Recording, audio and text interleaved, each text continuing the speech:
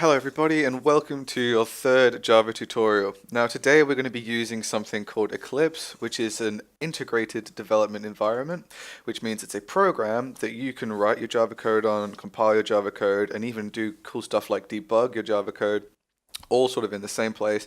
You don't need to use this command line anymore. It's kind of ugly, it's kind of a bit difficult to learn, so let's just stick with Eclipse. You can find a link to the download for Eclipse in the description. It's a pretty easy program to download, just follow the link, it's pretty straightforward. And once you're done, come back and we'll be ready to go. So now it's time to make a new Java project, so let's go to File, New, Java Project.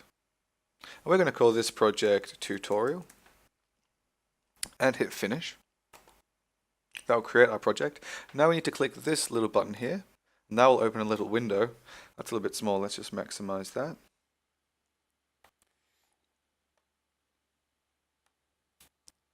Okay, here we go.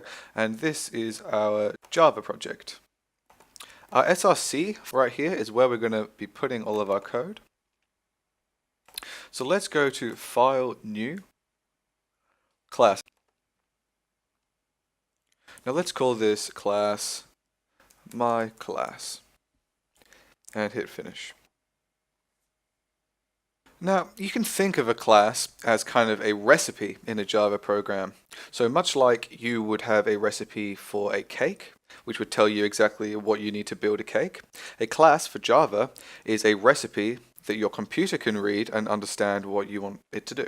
So just for the sake of showing you how to run a program in Java, I've included this little bit of code in our class here. And basically what this code does is it prints a line out to the console. System.out.println is a function in Java which takes an argument of what you'd like to print to the console, and then it prints it out. We're going to be learning all about functions later, but now I'm just going to show you how to run a program.